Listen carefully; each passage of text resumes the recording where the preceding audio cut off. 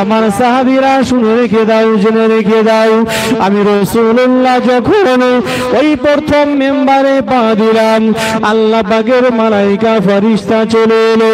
আল্লাহ পাকের মালাইকা ফেরেশতা বলতে শুরু করে দিল, ইয়া রাসূলুল্লাহ, ইয়া হাবিবাল্লাহ, হুজুর দুনিয়ার জমিনে ওই সমস্ত মানুষগুলো ধ্বংস হয়ে যাক যারা দুনিয়ার জমিনেতে বৃদ্ধ মা বাপ পেল, বয়স্ক মা বাপ পেল, তারা খেদমত করতে পারলো না, মা বাপের সেবা যত্ন করতে পারলো না। ইয়া রাসূলুল্লাহ, ইয়া হাবিবাল্লাহ, আপনি ওদের প্রতি বদদোয়া দেন। আল্লাহ রাসূল বললেন আমিন।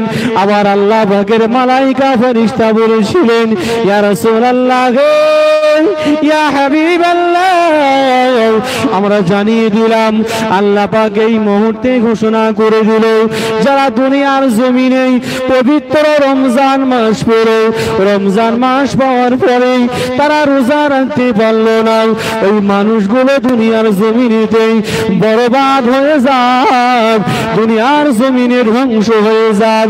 আমার আপনার রাসূল বলেছিলেন আমিন। তৃতীয়বার জিজ্ঞাসা করলেন, ইয়া রাসূলুল্লাহ, ইয়া হাবিবাল্লাহ, তৃতীয়বার আমিন কেন বললেন?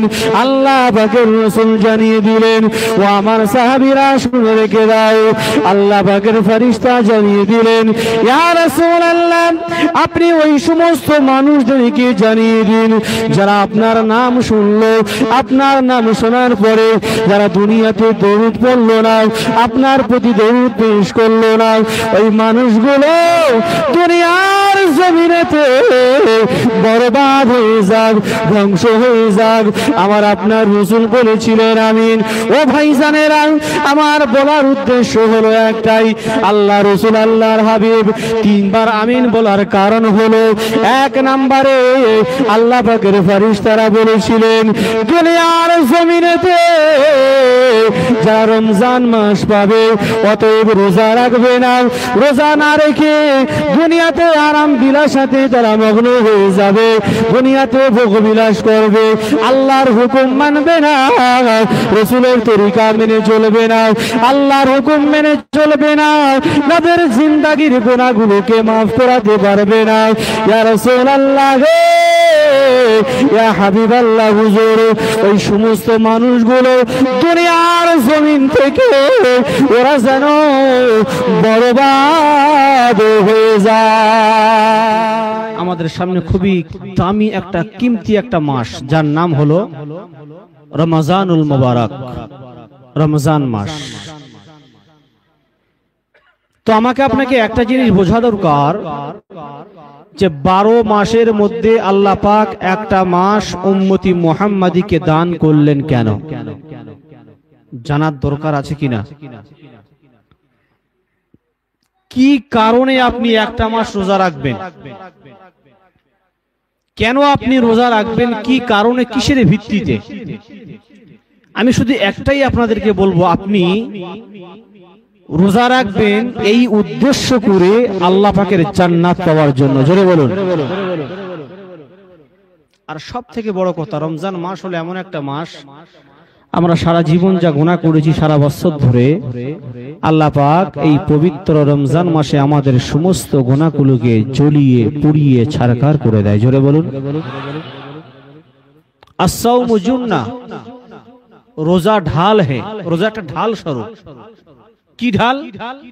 না মানুষের সমস্ত অন্যায় কাজ বলেন, বেহায়াপনা বলেন, জুলুমবাজি, অত্যাচারী, যত রকমের শরিয়ত বিরোধী কাজ এই পবিত্র রমজান মাস তাকে রুখে রেখে দেয়। কেন রাখে? আল্লাহ রাসূল বলছেন, আস-সাওমু জুন্নাহ, রোজা ঢাল হে, রোজাটা ঢাল স্বরূপ। আমার এই কথাটা বলার উদ্দেশ্য হচ্ছে এটাই যে রমজান মাসে যদি আল্লাহ পাক মানুষের গুনাহ থেকে দূরে রাখে, তাহলে যারা পবিত্র রমজান মাসে রোজা রেখে গীবত করে, ঘরে শুয়ে শুয়ে সিরিয়াল দেখে, ঘরে শুয়ে শুয়ে টিভি দেখে, লোকের জমির আল ঠেলে খায়, একে অপরের প্রতি ফিতনা ফাসাদ লাগিয়ে দেয়, তাহলে আপনার কথার সাথে কাজের কোনো মিল হলো না, হয়েছে কি? বুঝবেন ও পরিচিত আল্লাহর বান্দা হতে পারি নাই। কথা ঠিক না বেটি? আল্লাহ রাসূল সাল্লাল্লাহু তাআলা আলাইহি ওয়াসাল্লাম এক সময় খুতবা দেওয়ার জন্য তিনি আস্তে আস্তে করে মেম্বারে উঠছেন। আর মেম্বার দেখবেন তিনটে ধাপ আছে। আল্লাহ রাসূল প্রথম ধাপে পা দিলেন, বললেন আমিন। দ্বিতীয় ধাপে পা দিলেন, বললেন আমিন।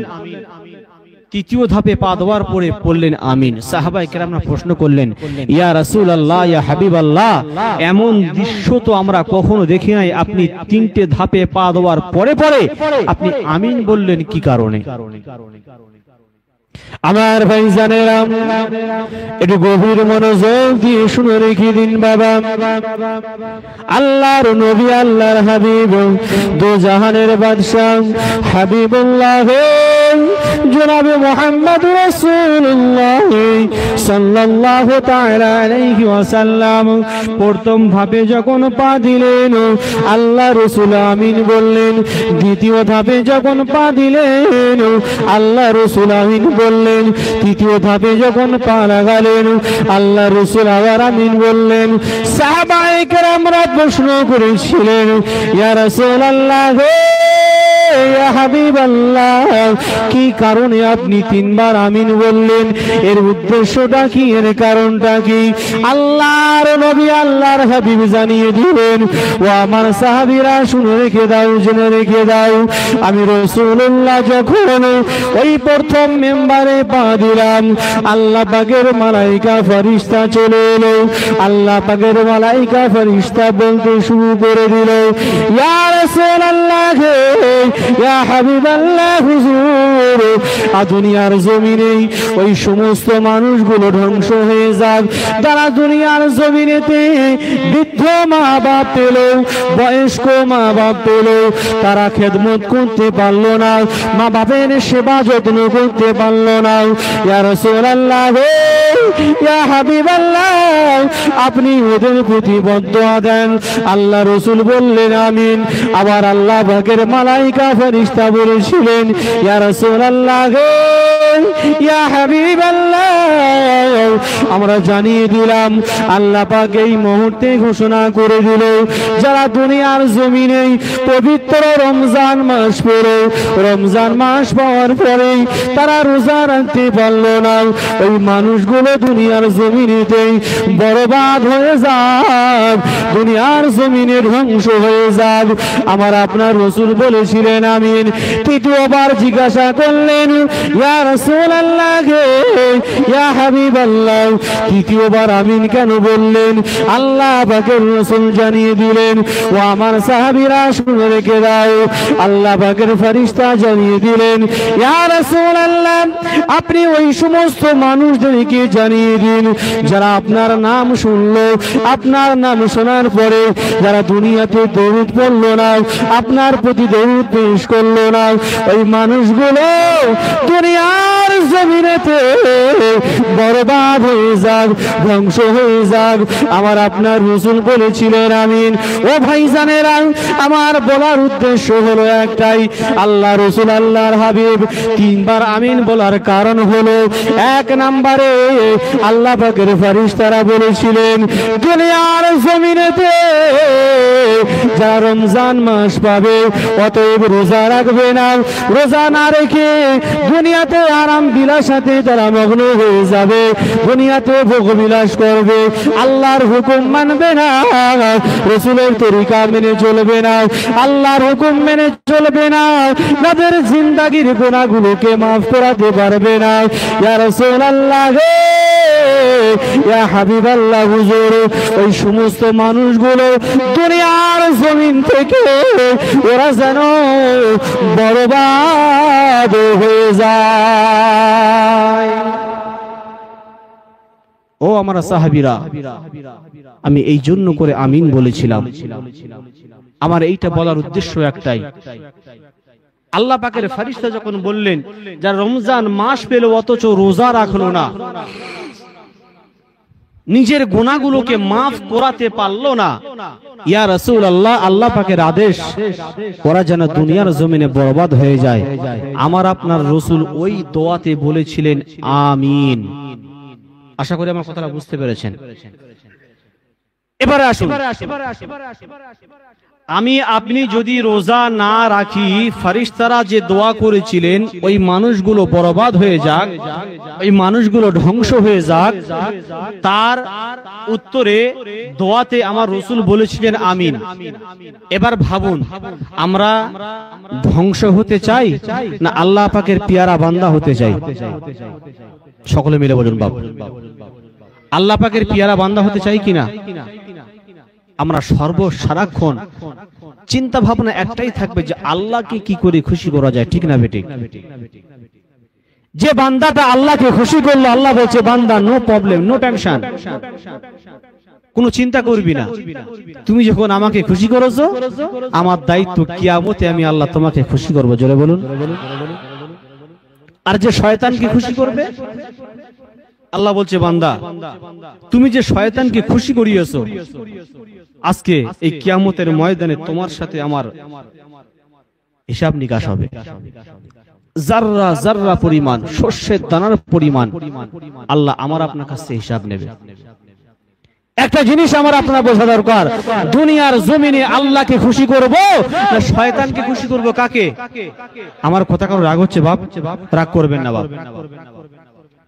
যদি আল্লাহকে খুশি করতে চান, আমার আওয়াজটা যত দূর যাচ্ছে না কেন, যত মা বোন হোক না কেন, যত ভাই হোক না কেন, আমি তাদের উদ্দেশ্যই বলছি, যদি আপনি আল্লাহকে খুশি করতে চান, আপনাকে নিয়মিত 5 ওয়াক্ত নামাজ পড়তে হবে। পড়বেন ইনশাআল্লাহ?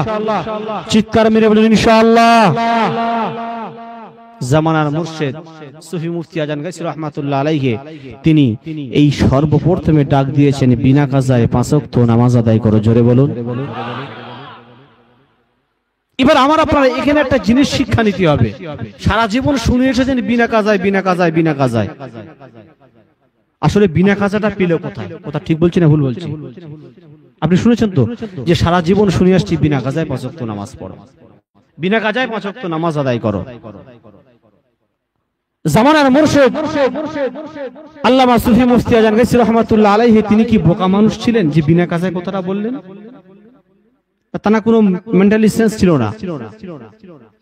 তিনি চিন্তা করেছেন, গবেষণা করেছেন যে আসলে বিনা কাজাটা কোথায় আছে। জোরে বলুন না সুবহানাল্লাহ।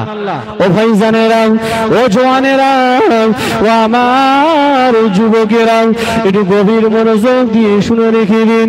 আল্লাহ পাক আল্লাহ তাআলা পবিত্র কোরআনে ঘোষণা করে দিলেন, ইন্নাস সালাতা কানাত আলাল মুমিনিনা কিতাবাম মাওকুতা। ও ভাইজানেরা, মসজিদে যখন নামাজ পড়তে যাবেন, অনেক মসজিদে দেখবেন টাইম টেবিল টাঙানো থাকে, থাকে কি থাকে না?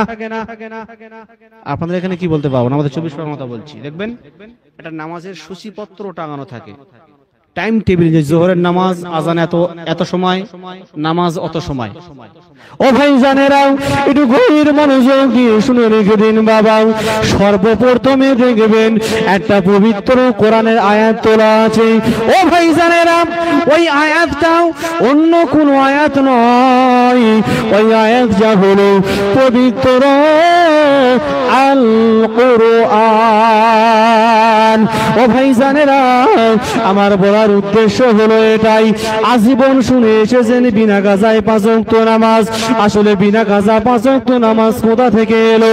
আল্লাহ পাক ডাক দিয়ে বলেন, ও দুনিয়ার মানুষেরা, তোমরা শুনে রেখে দাও, জেনে রেখে দাও, আমি আল্লাহ পাক আল্লাহ তাআলা পবিত্র কোরআনে ঘোষণা করে দিলাম, ইন্নাস সালাতা কানাত আলাল মুমিনিনা কিতাবাম মাওকুতা।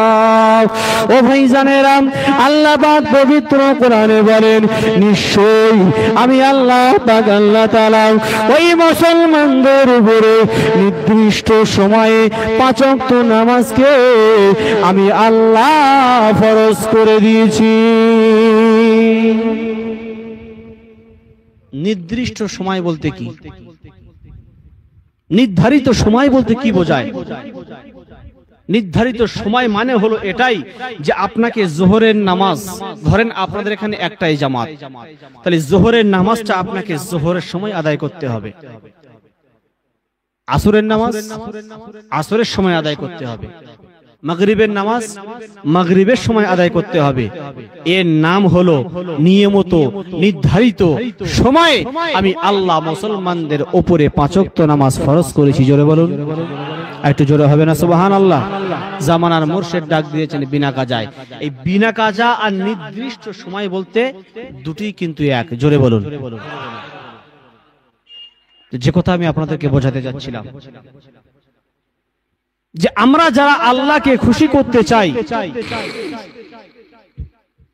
আল্লাহকে রাজি খুশি করতে চাই, আমার আপনার করণীয় কাজ হবে যা করেছেন করেছেন, ছেড়ে দেন। ক্ষমা করনেওয়ালা কে? জোরে বলুন না সুবহানাল্লাহ। খাওয়ানেওয়ালা কে? মৌতের মালিক কে?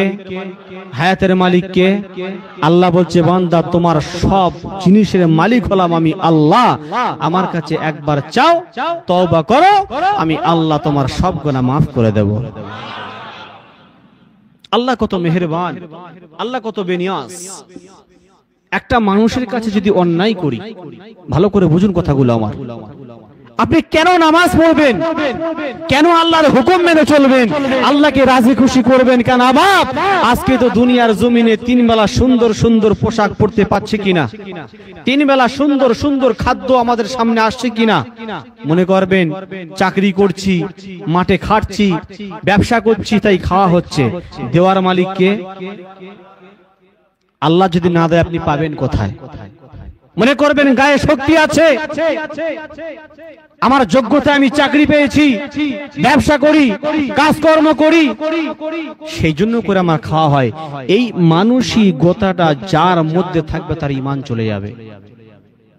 আশা করি কথাটা বুঝতে পারছেন।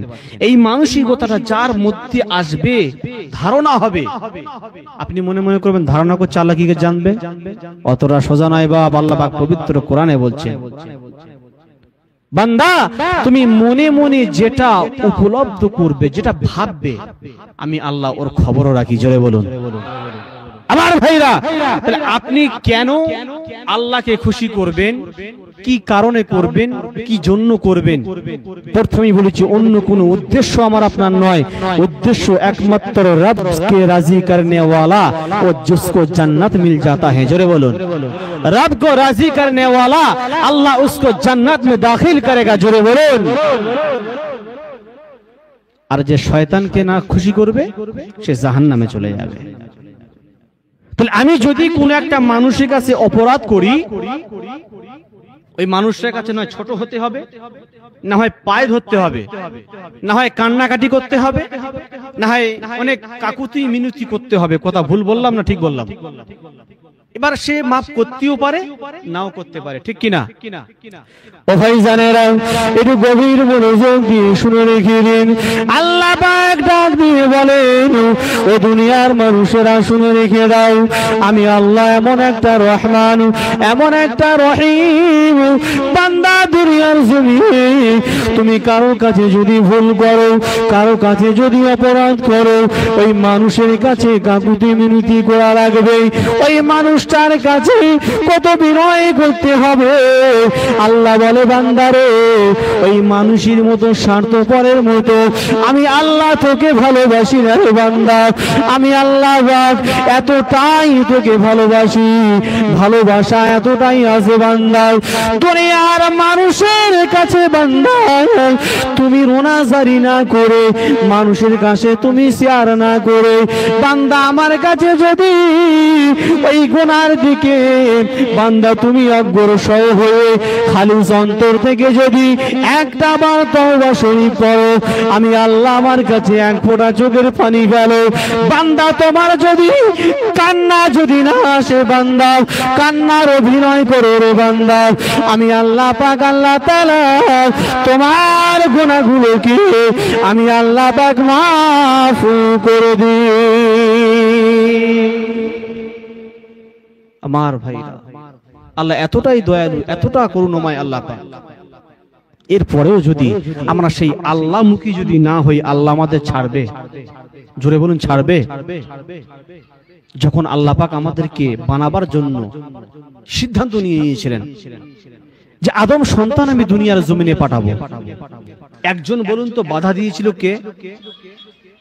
ফারিস্তা।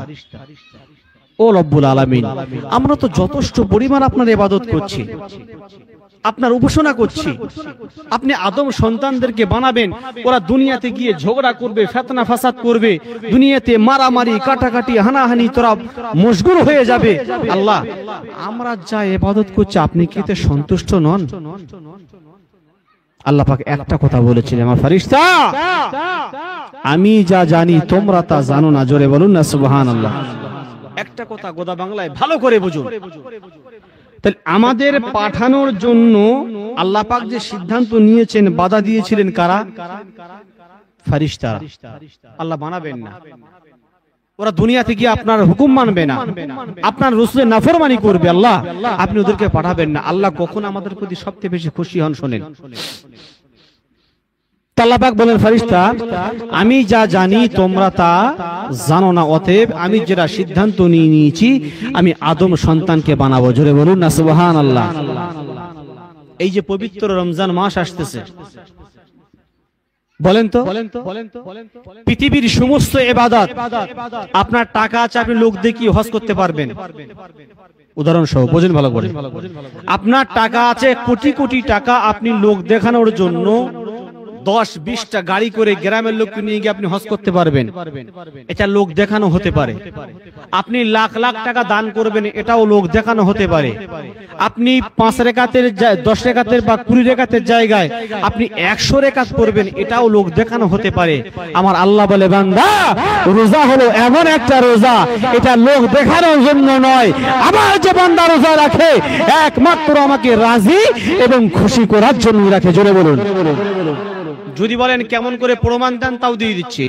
আচ্ছা বলেন তো, রমজান মাসে আপনি যদি মনে করেন আমার পানি পিপাসা লেগেছে, আমি পানি পান করব, ঘরের মধ্যে গিয়ে লুকিয়ে লুকিয়ে খেতে পারবেন কিনা? কথা বলুন। আর লুকিয়ে লুকিয়ে খেতে পারবেন না? পারবেন না? দুনিয়ার মানুষ তো দেখছে না, কেউ তো দেখতে পাচ্ছে না, পারবেন না কেন? তাহলে আপনি আপনার উত্তর দিচ্ছেন যে এটা সম্ভব নয়। তাহলে বোঝা গেল এই রমজান মাসের রোজা এমন একটা রোজা, দুনিয়ার কোন লোক দেখানোর জন্য নয়, দুনিয়াবি দেখাবার জন্য নয়, একমাত্র আল্লাহকে রাজি খুশি করার জন্য আমরা রাখি। জোরে বলুন। আর একটু জোরে হবে না সুবহানাল্লাহ? আমার মুর্শিদ কত সুন্দর করে এই রমজান মাস সম্পর্কে, রোজা সম্পর্কে আমাদের সামনে বিস্তারিত তিনি বয়ান করেছেন। রোজার আপনি রাখবেন কেন, কিসের কারণ রাখবেন, কি ভিত্তিতে রাখবেন? এক সময় আল্লাহ রাসূল সাল্লাল্লাহু তাআলা আলাইহি ওয়াসাল্লাম সাহাবীদের সম্মুখে বলছেন, কি বলছেন? মাযা ইয়াস্তাকবিলুকুম ওয়া মাযা তাস্তাকবিলু। আল্লাহ রাসূল কি বলছেন? माज़ा यस्तकबिलुकुम व माज़ा तस्तकबिलु, वो कौन आ रहा है और तुम किसके सामने जा रहे हो। মানে করলাম, माज़ा यस्तकबिलुकुम व माज़ा तस्तकबिलु, वो कौन आ रहा है और तुम किसके सामने जा रहे हो। तो हज़रत उमर রাদিয়াল্লাহু তাআলা আনহু তত উত্তরে বললেন, आओ आहियान नाज़ा या रसूल अल्लाह, क्या आपके ऊपर कोई वही नाजिल हो गया? আল্লাহ রাসূল সাল্লাল্লাহু আলাইহি ওয়াসাল্লাম বললেন না।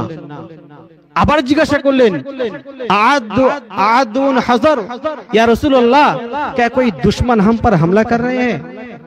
আল্লাহ রাসূল সাল্লাল্লাহু আলাইহি ওয়াসাল্লাম বললেন না। সাহাবারা প্রশ্ন করলেন, ইয়া রাসূলুল্লাহ, তাহলে আমাদের সামনে আসতেছে কি? আল্লাহ রাসূল বললেন, পবিত্র মাহে রমজানুল মুবারক মাস। জোরে বলুন না সুবহানাল্লাহ। এই রমজান মাসে আমরা রোজা রাখবো কেন, কিসের ভিত্তিতে রাখবো? আমাদের উদ্দেশ্য থাকবে এক জান্নাত, আর দ্বিতীয় উদ্দেশ্য হবে যে পবিত্র রমজান মাসে কেউ যদি রোজা রাখে, প্রথম তারিখ থেকে নিয়ে শেষ পর্যন্ত আল্লাহ পাক তাকে বেগুনাহ মাসুম বানিয়ে দেয়। জোরে বলুন। عن ابن مسعود رضي الله تعالى عنه قال رسول الله صلى الله تعالى عليه وسلم من صام رمضان من أوله إلى آخره كيوم ولادته أمه হযরত ইবনে মাসউদ রাদিয়াল্লাহু তাআলা আনহু হইতে বর্ণিত আছে আল্লাহ রাসূল আল্লাহর হাবিব জানিয়ে দেন রমজান মাসের প্রথম তারিখ থেকে নিয়ে শেষ তারিখ পর্যন্ত কেউ যদি রোজা রাখে আল্লাহর নবী আল্লাহর হাবিব জানিয়ে দেন একটা দুনিয়ার জমিনে যখন মায়ের গর্ভে থেকে ওই সন্তানটা যেমন বেগুনাহ মাসুম বার হয়ে আসে একটা রোজাদারকে আমার আল্লাহ পাক বেগুনাহ মাসুম বানিয়ে দেন। ও ভাইজানেরা, পবিত্র রমজান মাসে আপনি রোজা কেন রাখবেন? কি ভিত্তিতে রাখবেন? কিসের কারণে রাখবেন? আল্লাহ পাক বলেন বান্দা এই জন্য করে রাখবেন। কেন? আল্লাহ বলে রোজা হলো আমার, এর প্রতিদান আমি নিজ হাতে আমার বান্দাদেরকে দেব। ও ভাইজানেরা বলেন তো, রোজা রেখে কি আমরা টাকা চাই না, পয়সা চাই, সম্পদ চাই? কিছুই চাই না। আল্লাহর দরবারে শুধু একটাই জিনিস চাই, রব্বুল আলামিন আমরা এত কষ্ট করে আপনার ইবাদত বান্দেগি পালন করেছি আল্লাহ, এই কিয়ামতের ময়দানে একটাই শুধু চাওয়া পাওয়া, আপনার দয়ার জান্নাত আমাদের নসিব করিয়ে দিন। জোরে হবে না সুবহানাল্লাহ? আল্লাহ আমরা টাকা চাই না, পয়সা চাই না, বিল্ডিং বালাখানা সম্পদ কিছুই চাই না। আল্লাহ আমরা শুধু একটাই জিনিস চাই, যার নাম হলো জান্নাত। জোরে বলুন। আল্লাহ তাই বলছেন রোজা হলো আমার, আমি রোজাদারদেরকে আমি আল্লাহ নিজ হাতে তাদেরকে প্রতিদান দেব। জোরে বলুন। আর প্রতিদান আমরা আল্লাহর কাছ থেকে কি নেব? আল্লাহ পাকের জান্নাত নেব। জোরে বলুন। এবার একটা কথা আসুন, পবিত্র রমজান মাসে 5টা বেজোর রাত আছে, আছে কি আছে না? 21 কদর, 23, 25, 27, 29। এর ছোট্ট একটা ইতিহাস শুনেলেন। আল্লাহ সুবহানাহু ওয়া তাআলা এই বেজোর রাতগুলো আমাদেরকে দিয়েছেন কেন? কি ভিত্তিতে দিয়েছেন? আসলে এর ইতিহাসটা কি আমি ছোট্ট করে আপনাদের সম্মুখে বলি। আল্লাহ রাসূল আল্লাহর হাবিব এক সময় আল্লাহ পাকের দরবারে সেজদায় রত হয়ে গেলেন। জোরে বলুন। আর আল্লাহর রাসূল যখনই সেজদায় রত হতেন, সন্তানের জন্য নয়, ছেলের জন্য নয়, বিবিদের জন্য নয়, এই আমার আপনার গুনাহগার উম্মতি মুহাম্মাদের জন্য আল্লাহর দরবারে তিনি সেজদায় পড়ে কাঁদতেন। জোরে বলুন। আল্লাহ রাসূল সেজদায় পড়ে গেলেন, আল্লাহর দরবারে অঝর নয়নে কাঁদছেন, অঝর নয়নে কাঁদছেন। আচ্ছা বলেন তো, একটা মানুষ কাউকে যদি মহাব্বত করে ভালোবাসে, আচ্ছা ওই মানুষটা যদি তার সামনে যখন কাঁদে, আচ্ছা ওই মানুষটা কি চুপচাপ মেরে দাঁড়িয়ে থাকতে পারবে? জোর করে বলুন। পারবে না। আমার ভাইজানেরা একটু গভীর মনোযোগ দিয়ে শুনে রেখে দিন বাবা। বিশ্ব নবী আমার, দিন দুনিয়ার বাদশাহ হাবিবুল্লাহ জনাবে মুহাম্মদ রাসূলুল্লাহ সাল্লাল্লাহু তাআলা আলাইহি ওয়াসাল্লাম আল্লাহর দরবারেতে সেজদায় পড়ে আল্লাহর কাছে অঝর নয়নে কাঁদেন, আল্লাহর কাছে রোনাজারি করেন।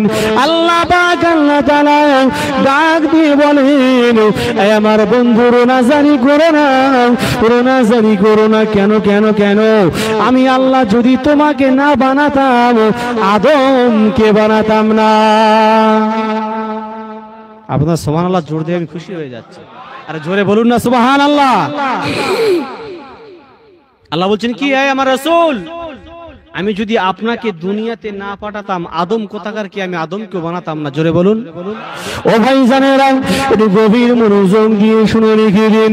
আল্লাহ রাসূল যখন সেজদায় পড়ে কাঁদে, আল্লাহ পাক ডাক দিয়ে বলেন, আয় আমার হাবিব, আয় আমার বন্ধু রোনাজারি করো না, আর রোনাজারি করো না। কেন? আমি আল্লাহ পাক তোমাকে যদি দুনিয়ার জমিনে না পাঠাতাম, কুল কায়নাতকে আমি আল্লাহ পাক তৈরি করতাম না, ঈসা রুহুল্লাহকে বানাতাম না, ঈসা রুহুল্লাহকে বানাতাম না, মুসা নবীকে বানাতাম না।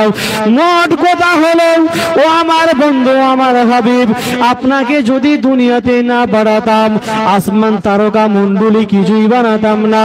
ইয়া রাসূলুল্লাহ, ইয়া হাবিবাল্লাহ, আপনি দুনিয়ার জমিনে রোনাজারি করবেন, আপনি অজর নয়নে কাঁদবেন, আমি আল্লাহ পাক সহ্য করতে পারি না।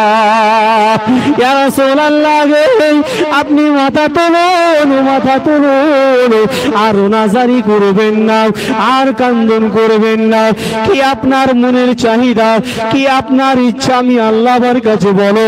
ও ভাইজানেরা, ওই সময় আমার আপনার নবী যদি মনে করতেন মা ফাতেমার কথা বলতে পারতেন, ওই সময় যদি মনে করতেন বিবি খাদিজার কথা বলতে পারতেন, ওই সময় যদি মনে করতেন হাসান হোসাইনের কথা বলতে পারতেন। না না না, আমার আপনার রাসূল বলেছিলেন, ও রব্বুল আলামিন আল্লাহ পাক, দুনিয়ার জমিনে আমার উম্মতের হায়াত কম, উম্মতের হায়াত কম।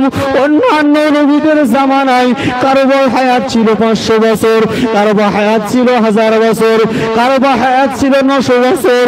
ও রব্বুল আলামিন আল্লাহ পাক, আমার উম্মতের তুলনায় অন্যান্য উম্মতেরা যখন কাল কিয়ামতের ময়দানে তাদের আমল নামাটা পেশ করা হবে, আমার উম্মতের গড় হায়াত হলো 60 বছর, তাহলে 60 বছরের তুলনায় 800 বছরের দামটা বেশি হবে কিনা? কথা বুঝতে পারছেন আমার? আমাদের বয়স গড় কত ধরলাম? আমি 80 ধরলাম আমাদের হায়াত, তাও আমাদের 80 পার হয় না। অনেকেই 40 বছরে টপকে যায়, অনেকে 50-এ যায়, অনেকে 10 বছরেও যায়, যায় কি যায় না? আমি গড় ধরলাম আমাদের বয়স হায়াত 80 বছর। তাহলে 80 বছরের যত জিন্দেগিতে আমি আপনি ইবাদত করেছি, আর অন্যান্য নবীদের জামানায় কারো বয়স ছিল 800 বছর, 700 বছর, 900 বছর, 1000 বছর। তাই তারা 1000 বছর ইবাদত করে আল্লাহর সামনে যখন তুলে ধরবে, আমাদের 80 বছরের কোনো মূল্য হবে? জোরে বলছেন না কেন? ও ভাইজানেরা, ভুল আমাকে বুঝবেন না, একটু গভীর মনোযোগ দিয়ে শোনেন না। আল্লাহ পাক ডাক দিয়ে বলেন, আমার বন্ধু তুমি কি চাও বলো, বলো কি তোমার মনের আশা বলো। আল্লাহ রাসূল বলেছিলেন, ইয়া রব্বুল আলামিন আল্লাহ পাক, কাল কিয়ামতের ময়দানে আমার উম্মতের সম্মান কমে যাবে, আমার উম্মতের মর্যাদা কমে যাবে। আমি রাসূলুল্লাহ হয়ে, আমি রাসূল হয়ে এটা কখনো সহ্য করতে পারবো না। আর জোরে হবে না। ও ভাইজানেরা, আল্লাহ পাকের কাছে বারবার বলেন, ও রব্বুল আলামিন আল্লাহ পাক, আমার উম্মতের হায়াত কম, আমার উম্মতের বয়স কম, এই 80 বছরের ইবাদত যদি আপনার কাছে তুলে দেওয়া হয়, আমার উম্মতেরা দুনিয়ার জমিন থেকে এই 80 বছর ইবাদত করবে, আপনার দরবারে গ্রহণীয় না হতে পারে, আমার উম্মতের সম্মান কমে যাবে, আমার উম্মতের মাথাটা হ্যাট হয়ে যাবে। ও রব্বুল আলামিন আল্লাহ পাক, আমি রাসূল হয়ে, আমি নবী হয়ে, আমি গার্জিয়ান হয়ে আমার উম্মতের মাথাটা হ্যাট হয়ে যাবে, আমার উম্মতের সম্মান কমে যাবে। আমি রাসূলুল্লাহ এটা কখনো সহ্য করতে পারি না। এবার আসেন একটা কথা ভালো করে বোঝেন, আমার আপনার মাথা হ্যাট হবে, রাসূল সহ্য করতে পারবে না, আমার আপনার সম্মান কমে যাবে, আমার রাসূল সহ্য করতে পারবে না। ও বন্ধু আমার, একটু বিবেকে হাত দিয়ে বলুন, আমি আপনি রাসূলের সম্মান মাটিতে মিশিয়ে দেই কিনা? কথা বলুন এবার, বলেন কত রাসূলকে অপমান করছি আমরা, না জানি রাসূলের কত সুন্নাতকে আমরা জিন্দা কবর দিয়ে দিচ্ছি। কথা ঠিক বললাম না ভুল বললাম? রাসূল বলছেন, আমি যেটা তোমাদেরকে গ্রহণ করতে বলেছি তোমরা সেটা গ্রহণ করো, আর তোমাদের আমি যেটা ত্যাগ করতে বলেছি তোমরা সেটা থেকে দূরে থাকো। আজকে আমরা মানুষ যেটা নিষেধ করেছে সেটাকে আপন করে নিয়েছি। কথা ঠিক বললাম না ভুল বললাম? যে রাসূল আজীবন এই নামাজকে প্রতিষ্ঠা করার জন্য নিজে রক্ত বিলীন করেছেন, দান দান মোবারক শহীদ করেছেন, আজকে আমরা সেই নামাজকে অপমানিত করছি কি করছি না? জামানার মুর্শিদ সারাটা জীবন নিজের যৌবন শেষ করেছেন, অর্থকে ত্যাগ করেছেন, নিজের সংসারবাদী সবকিছু বিঞ্জলি দিয়ে আজকে তিনি সারা জীবন এই নামাজের জন্য তিনি জিহাদ করে গেছেন। কথা ঠিক না বেঠিক? এই নামাজের জন্য তিনি জীবনকে শেষ করে দিয়েছেন যে মানুষকে কি করে নামাজে আনা যায়। যে রাসূল আমাদের মাথায় হেঁটাবে সহ্য করতে পারবে না, যে রাসূল আমাদের সম্মানটা কমে যাবে রাসূল সহ্য করতে পারবে না। এই বন্ধু, তুমি তোমার বিবেকে হাত দিয়ে প্রশ্ন করে বলো, আমি আপনি কতটা রাসূলের অপমান করছি? কথা ঠিক বললাম না ভুল বললাম? আমার জ্ঞানীগুণী শ্রোতা মণ্ডলী, একটু ভালো করে বুঝুন আমি আপনাদের কি বোঝাতে চাচ্ছি। যদি দেখা যায় আজকে আমাদের মধ্যে রাসূলের ভরি ভরি সুন্নাত আজকে আমাদের কাছ থেকে সব দূরে সরে গেছে, নরম নরম সুন্নাতকে মানি আর গরম গরম সুন্নাতকে আমরা ত্যাগ করি। কথা ঠিক বললাম না ভুল বললাম? বলে কি জানিস না এই খাবার পরে মিষ্টি খাওয়া সুন্নাত? বলে কি বলে না? আপনাদের এখানে ভালো মাশাআল্লাহ, আমি আপনাদের এখানে বলছি, আমাদের 24 পরগনার কথা বলছি। রাসূলের সব সুন্নাতকে কবরে জিন্দা শুয়ে দিল, আর ভাত খাওয়ার পরে বলে ভাত খাওয়ার পরে মিষ্টি খাওয়া সুন্নাত, তোমার এই জ্ঞানটা নেই, মিষ্টি নিয়ে এসো। মানে গরম গরম সুন্নাতকে মানবে না আর নরম নরম সুন্নাতকে মানো, তুমি এই মুসলমান হয়েছো? বন্ধু দুঃখ পাবেন না, দুঃখ পেলে করে দেবেন মাফ। জামানার মুর্শিদ আল্লামা সুফি মুফতি আজান গাছি রহমাতুল্লাহ আলাইহি তিনি সারাটা জীবন তার জিন্দেগিটা শেষ করেছেন যাতে করে এই গুনাহগার মানুষগুলোকে কি করে আলোর পথের দিকে নিয়ে যাব। কথা ঠিক না বেঠিক? আজকে সেই মানুষটাকে আমরা চিনতে পারছি না, সেখানে যাচ্ছি শুনছি এটা করা যাবে না, ওটা করা যাবে না, এটা করো ওটা করো, বাড়ি এসে আবার সেই জায়গায় তাই হয়ে যায়। কথা ঠিক না বেঠিক? ভাই আমাদের করণীয় কাজ হবে সোনার নামে ঈমান নয়। আপনি শুনলেন, সেটার প্রতি আমল করলেন, এটার নাম হলো ঈমান। আর যারা এক কান দিয়ে শুনে অপর এক কান দিয়ে বার করে দেয়, এদের ছোট্টতম একটা আযাবের কথা বলে যায়। আল্লাহ রাসূল আল্লাহর হাবিব একসময় সাহাবাদের সম্মুখে বয়ান করছেন, ও আমার সাহাবীরা, কাল কিয়ামতের ময়দানে কিছু সংখ্যক মানুষদেরকে আল্লাহ পাক রড চেনেন, রড চেনেন, ওই রড লাল টকটক করবে আগুন দিয়ে, এক কানের ছিদ্র দিয়ে প্রবেশ করানো হবে, অপর এক কানের ছিদ্র দিয়ে বার করানো হবে। সাহাবারা প্রশ্ন করলেন, ইয়া রাসূলুল্লাহ, এই আযাবটা কাদেরকে দেওয়া হবে? আল্লাহ রাসূল বললেন, এই আযাবটা তাদেরকে দেওয়া হবে যারা দুনিয়াতে উলামায়ে কেরামদের কথা শুনেছিল, হাক্কানি পীরদের কথা শুনেছিল, নামাজ পড়ার কথা বলেছিল, ভালো কাজ করার কথা বলেছিল, ওরা শুধু শুনতো আর বার করত, শুনতো আর বার করত।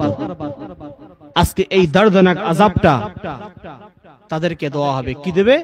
এই রড নেবে, লাল টক টক টক টক করবে, এক এক কানের এক ছিদ্র দিয়ে ঢোকাবে, অপর এক কান দিয়ে বার করবে। বাবা সহ্য করতে পারবো তো? কথা বলছেন না কেন? পারবেন আপনারা সহ্য করতে? আমি তো পারবো না, আপনারা পারবেন কিনা জানি না। তাহলে আমাদের চিন্তা করা দরকার, কেন আজকে রাসূলের অনুগত্য করব? কেন আল্লাহর হুকুমকে মেনে চলবো? একটা মানুষ দাঁড়িয়ে বলবেন যে আমি এই আল্লাহর হুকুমকে মেনেছি, মানার পরে আমি এই বিপদে পড়েছি। একটা মানুষ বলুন। হ্যাঁ, হয়তো আল্লাহ অনেক পরীক্ষা নেবে, তবে সেই পরীক্ষা যদি আমরা পাশ করতে পারি তবে আল্লাহর কাছে হব খাঁটি মুমিন। জোরে বলুন না সুবহানাল্লাহ। আজকে আপনারা বলুন যে মুর্শিদ সারা জীবন আমাদের চারটে নসিহত করছেন, সারাটা জীবন আজীবন সেই নসিহত করে তিনি পৃথিবীর জমিন থেকে বিদায় নিয়ে বাগমানির জমিনে শুয়ে আছেন। বিনা কাজায় 5 ওয়াক্ত নামাজ, কোরআন তেলাওয়াত, হালাল রুজি, তাকওয়া। সুফি মুয়াজ্জির রাহমাতুল্লাহ আলাইহি তিনি একই সিস্টেমে এই চারটি জিনিস তিনি তাকে দিয়ে গেছেন। আফিসি রাহমাতুল্লাহ আলাইহি তিনিও একই সিস্টেমে চারটি দাওয়াত দিয়ে গেছেন। সাবুল সিঙ্গাপুরি রাহমাতুল্লাহ আলাইহি তিনিও এই চারটি জিনিসের দাওয়াত দিয়ে গেছেন। মওজুদা গাদ্দিনেশিন মাস্টার হুজুর কেবলা দামাত বারাকাতুহু তিনিও মরণের আগ পর্যন্ত ইনশাআল্লাহ এই চারটি দাওয়াত আমাদেরকে দেবেন। জোরে বলুন না সুবহানাল্লাহ। আবার একটু নিজেদেরকে ভাবার কথা বলবো। কেন? আল্লাহ পাক সকলকে কম বেশি বিবেক বুদ্ধি দিয়েছেন। আমি আপনি যদি এই বিবেকটাকে যদি কাজে না লাগাতে পারি, এই বিবেকটাকে সঠিক পথে যদি না চালাতে পারি, তাহলে আমার আপনার জন্য চিরতরের জন্য জান্নাতের দরজাটা বন্ধ হবে আর জাহান্নামের দরজাটা খুলে যাবে। সংক্ষেপে যে কথাটা বোঝাতে চাচ্ছিলাম, তাহলে আল্লাহ পাক আমার আপনার এই 5টা কদরের রাত আমাদেরকে দিলেন কেন? আল্লাহ পাক বলেন, আমার হাবিব তুমি কি চাও? আল্লাহ রাসূল বলেন, ওগো রব্বুল আলামিন, আমার উম্মতের মাথা হ্যাট হবে, আমি রাসূল সহ্য করব না। জোরে বলুন। ও ভাইজানেরা, একটু গভীর মনোযোগ দিয়ে শুনে রেখে দিন বাবা।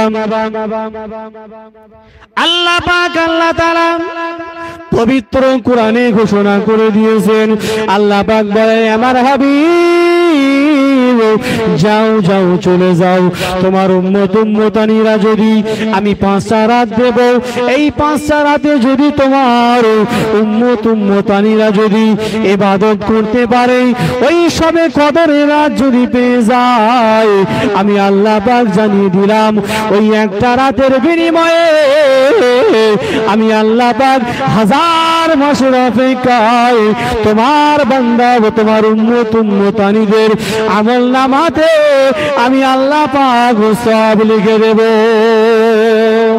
জোরে হবে না সুবহানাল্লাহ? তাহলে একটা রাতের ইবাদত 1000 মাসের অপেক্ষায় উত্তম। জোরে বলুন না সুবহানাল্লাহ। আমার ভাইরা, চেষ্টা করবো রমজান মাসে এই যে শবে কদরের 5টা রাত, অনেক মানুষ আমরা ঘুমিয়ে ঠাট্টা ইয়ারকি মৌজ মস্তায় আমরা পার করে দিই। শুধুমাত্র 5টা রাত যদি জেগে আমরা ইবাদত করতে পারি, তাহলে 800 বছরের তুলনায় আমার আপনার সম্মানটা আল্লাহর দরবারে আমার রাসূলের খাতিরে বাড়িয়ে দেবেন। জোরে বলুন। আর একটু জোরে হবে না সুবহানাল্লাহ? একবার দরুদ শুরু করি, আল্লাহুম্মা, জোরে করে সাল্লাল্লাহু আলাইহি ওয়াসাল্লাম বারিক আলাম দিগা সাল্লাম শাফিউন আমিন।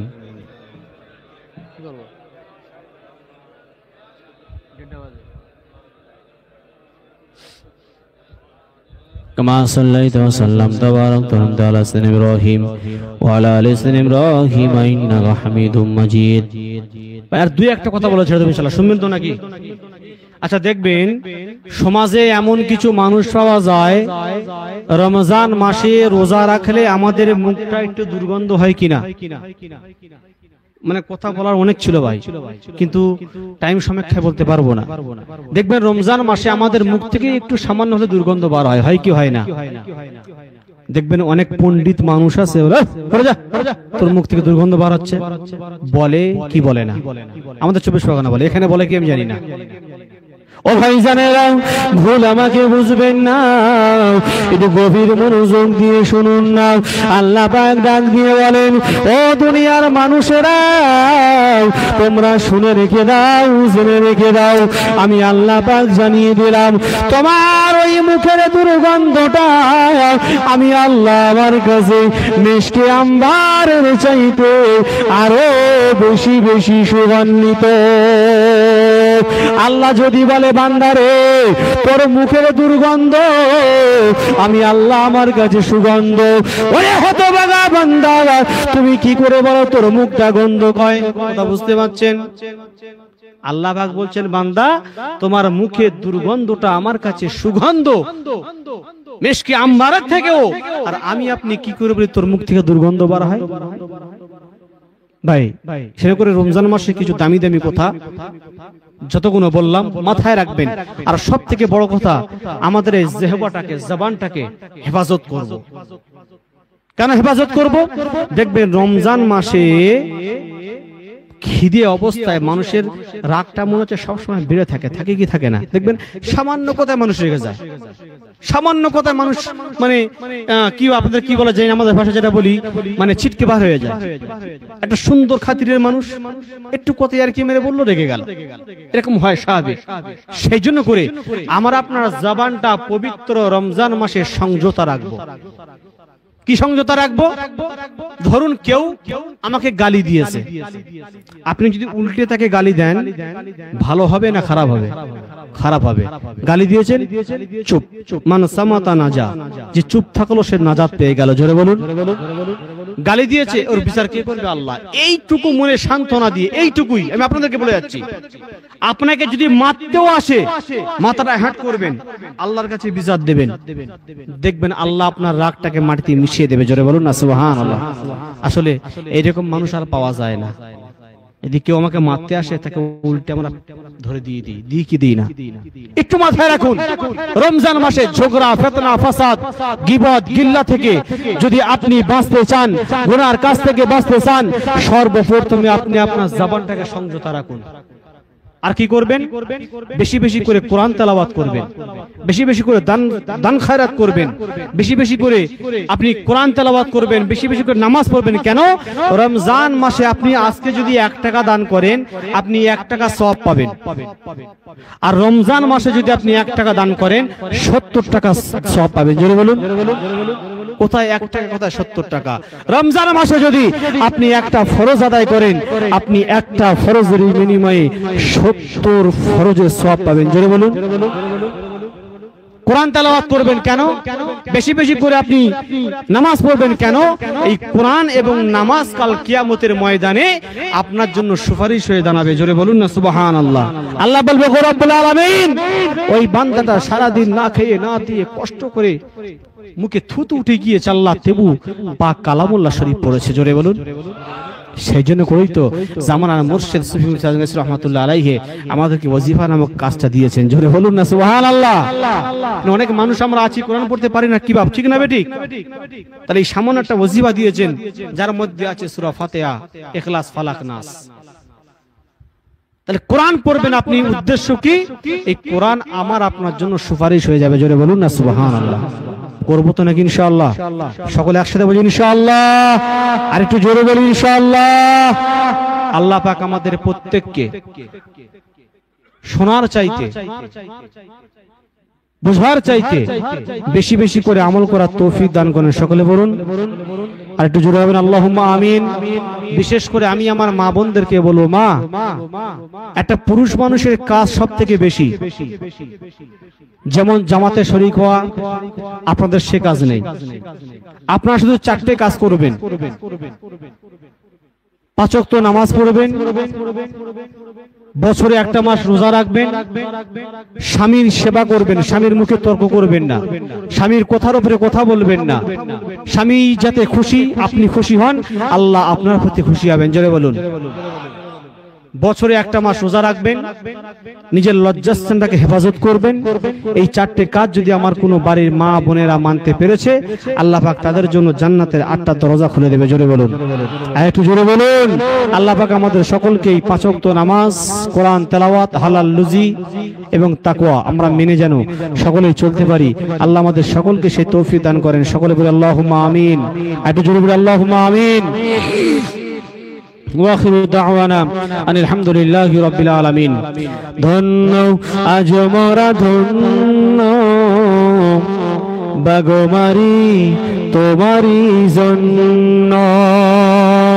এত জোরে হবে না সুবহানাল্লাহ? শেষ টাইমে চিল্লে হবে না? ধন্য আজ মোরা ধন্য, বাগমারি তোমারি জন্য। ধন্য আজ মোরা ধন্য, বাগমারি তোমারি জন্য। তোমার মাঝে মুর্শিদ আমার, তোমার মাঝে মুর্শিদ আমার, শুয়েও যিনি তো বন্য। ধন্য আজ মোরা ধন্য, বাগমারি তোমারি জন্য। ধন্য আজ মোরা ধন্য, বাগমারি তোমারি জন্য। মুজাদ্দিদে জামান তুমি, আওলাদে রাসূল। মুজাদ্দিদের জামান তুমি, আওলাদে রাসূল। যে বাগমারিতে ফুটলো দেখো লাখো ঘরের ফুল। ধন্য আজ মোরা ধন্য, বাগমারি তোমারি জন্য। ধন্য আজ মোরা ধন্য, বাগমারি তোমারই জন্য তোমার মাঝে মুর্শিদ আমার, তোমার মাঝে মুর্শিদ আমার, শুয়েও যিনি তো ধন্য ধন্য আজ মোরা ধন্য বাগমারি তোমারই জন্য ধন্য আজ মোরা ধন্য বাগমারি তোমারই জন্য। আপনার দরুদ শরীফ পড়ি আল্লাহুম্মা